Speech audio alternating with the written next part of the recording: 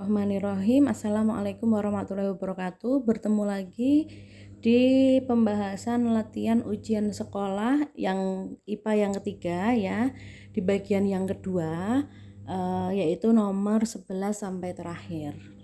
Sudah siap ya? Kita langsung saja mulai anak-anak.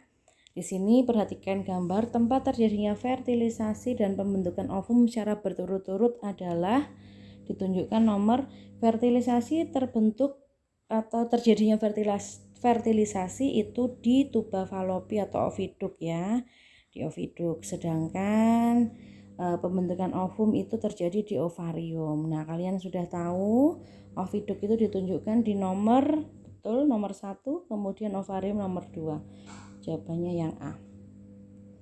Lanjut ke nomor 12. Cara perkembangbiakan pada hewan ini adalah, nah ini bisa kita lihat anak-anak, dari satu gambar ke gambar yang lainnya. Di sini ini, kemudian ini nanti dia akan patah dan membentuk anakan. Nah, cara perkembangbiakan ini dia adalah membentuk tunas. Nah, contohnya hewannya adalah hidra ya, anak-anak ya. Kemudian nomor 13, perhatikan gambar tanaman yang reproduksinya sama seperti pada gambar. Nah, pohon pisang itu bereproduksi secara tunas. Sehingga contoh dari reproduksi tanaman ini adalah bambu. Betul sekali. Kemudian kita lanjutkan ke nomor 14. Berikut ini persilangan antara tanaman jambu biji banyak rasa manis B besar B besar M besar M besar dengan tanaman jambu biji sedikit rasa asam B kecil B kecil M kecil M kecil menghasilkan tanaman jambu biji banyak B besar B kecil M besar M kecil. Apabila F1 disilangkan dengan salah satu induk yang dominan, maka menghasilkan genotip heterozigot penuh ya, genotip heterozigot penuh berarti nanti hurufnya berbeda semua, besar kecilnya. Nah, ini B besar B kecil M besar M kecil disilangkan dengan B besar B besar M besar M besar. Maka B besar B kecil M besar M kecil kita silangkan dengan B besar B besar M besar M besar. Ini parentalnya. Gametnya kita ambil hurufnya B besar M besar B besar M kecil B kecil M besar B kecil M kecil. Di sini B besar M besar saja. Maka ini silang dengan ini silang dengan ini silang dengan ini silang dengan ini. Hasilnya filialnya bisa kita tulis B besar M besar M besar. B besar M besar M kecil. B besar B kecil M besar M besar. Yang terakhir saya tulis di atas ya. B besar B kecil M besar M kecil. Sehingga dari filialnya itu yang genotip heterozigot penuh hanya 1 dari 4 berarti 25%. Kita lanjut ke nomor 15. Bioteknologi konvensional sering dipakai dalam kehidupan sehari-hari masyarakat. Pada pembuatan tempe terjadi proses fermentasi mengubah protein menjadi asam amino. Sedangkan pembuatan yogurt terjadi fermentasi mengubah laktosa menjadi asam laktat. Mikroorganisme untuk membuat tempe dan yogurt ini sudah berkali-kali ya. Tempe, Rhizopus, yogurt, Lactobacillus berarti 1 dan 2. Kemudian ini gaya tarik-menarik antara muatan Q1 dan Q2 berjarak R satu sama lain adalah F Newton. Jika Q1 3 kali, Q2 2 kali, dan R ada dijadikan 2 kali semula, maka gayanya sekarang menjadi, F itu kan K, Q1, Q2 per R kuadrat. Nah, di sini K-nya ini tetap konstanta tetap. Sehingga saya hapus dulu ya. Sehingga karena ini diubah 3 kali, Q1-nya, Q2 diubah 2 kali dan R-nya diubah 2 kali, maka bisa kita tulis di sini Q1 Q2 per R kuadrat. 2 kali semula dikali 3 kali semula per 2 kuadrat. Sehingga 2 kali 3 per 4. Coret-coret 2. 3 dibagi 2 betul 1,5 F. Oke, lanjut. Nah, ini hukum Ohm. Masih ingat ya, ini di rangkai paralel yang dicari adalah kuat arus dan hambatan penggantinya. Kita cari R penggantinya dulu karena di rangkai paralel, maka 1/R sama dengan 1/20 ditambah 1/30 ditambah 1/60.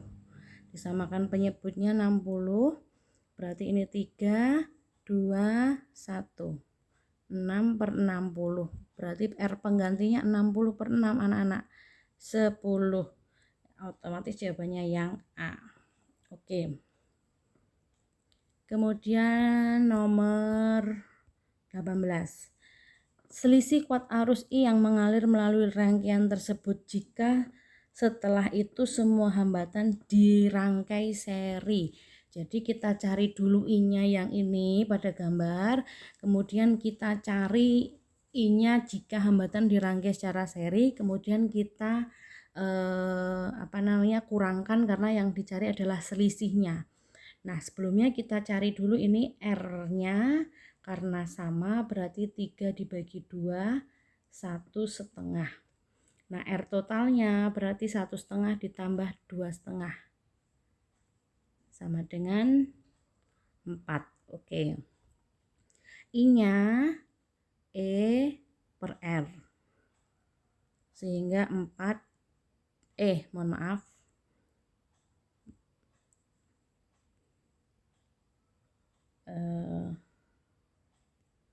sebentar. Berarti E-nya 12 dibagi 4. 3. Ini untuk gambar yang pertama. Sekarang dirangkai secara seri semuanya. Jadi seperti ini rangkaiannya. Kita cek dulu 3, 3, 2,5. Berarti di sini 3, 3, 2,5. Sehingga R totalnya adalah 3 ditambah 3 ditambah 2,5, 8,5. I-nya E per R. 12 dibagi 8,5. Sama dengan berapa ya ini anak-anak ya? 12 dibagi 8,5. 120 dibagi 85. Sama-sama dibagi 5. Bagi 5 berarti 24 ya, 24 per ini dibagi 5, 1,7. Begitu ya. Sekitar itu ya. Sama dengan, jadi seandainya 3 dikurangi 24 dibagi 7 itu sekitar 1, sekian ya. Sehingga jika di selisihnya, kita cari selisihnya 3 dikurangi 1, sekian, jawabannya kemungkinan yang A. Oke, kita lanjutkan nomor 19. Setelah menjadi magnet, maka kutub K, L, O, P adalah K, L, O, dan P. Nah, di sini kita lihat gambar yang pertama. Ini rangkaiannya, listriknya arusnya ke sana, terus ke atas. Maka pada besi ini jempolnya menunjukkan kutub utara, ini kutub utara, ini kutub selatan. Maka ini kutub utara, ini kutub selatan. K kutub selatan, L kutub utara. Sehingga O menjadi kutub, KL-nya selatan utara, O-nya kutub selatan, P-nya kutub utara karena berlawanan. Seperti itu nggih.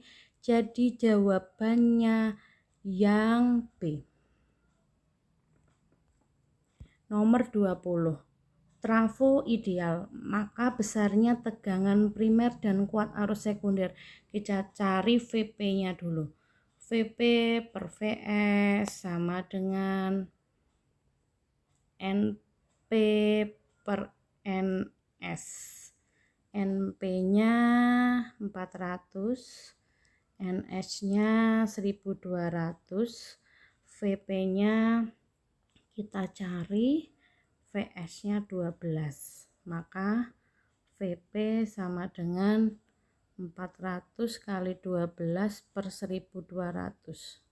Kita coret, jawabannya 4 volt antara B dan C, Nah, sekarang kita tinggal mencari I-nya ya anak-anak, I-nya. Ini saya hapus dulu. Berarti kita cari IS per IP sama dengan VP per VS. VP-nya tadi berapa anak-anak? 4, VS-nya 12, IS, IP-nya 0,2, langsung saja saya taruh di sini 0,2. Ini 1/3 dikali 0,2. 0,2 dibagi 3 ya. 0,2 dibagi 3.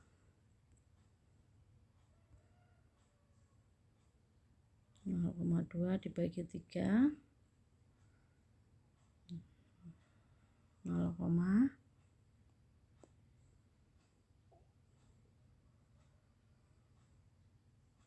masih kurang, berarti jawabannya yang B, 0,067. Oke, kita lanjutkan ke nomor selanjutnya. Sebentar.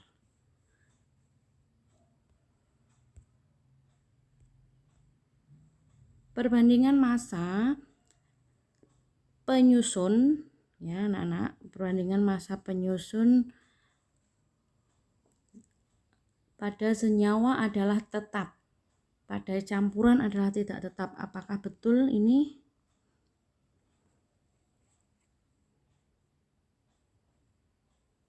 Oke, ya baik, betul sekali anak-anak. Perbandingan massa memang pada senyawa itu tetap, sedangkan pada campuran tidak tetap. Jadi kita jawabnya benar. Pada pembentukan urin, proses penyerapan kembali itu adalah reabsorpsi. Reabsorpsi itu terjadinya di tubulus proksimal. Nah, pada tubulus proksimal itu menghasilkan urin primer, ya, urin primer. Pembentukan penyerapan kembali glomerulus. Jadi saya ulangi, proses pembentukan urin itu ada di glomerulus, tubulus proksimal dan tubulus distal, yaitu menghasilkan prosesnya namanya filtrasi, reabsorpsi, augmentasi, menghasilkan urin primer, urin sekunder, dan urin sebenarnya. Nah, sedangkan pada proses reabsorpsi ini yang menghasilkannya adalah, mohon maaf ya, tadi salah saya. Jadi pada proses reabsorpsi itu menghasilkan urin sekunder, bukan urin primer. Urin primer itu dihasilkan oleh glomerulus. Jadi jawabannya salah. Ini tadi benar. Kita lanjutkan ke nomor 21. Menstruasi adalah role-nya endometrium rahim karena menurunnya hormon progesteron. Ya, benar ya. Jadi menstruasi itu adalah luruhnya endometrium. Nomor 24. Muatan A dan B tolak menolak dengan gaya F. Jika muatan A diperbesar 6 kali,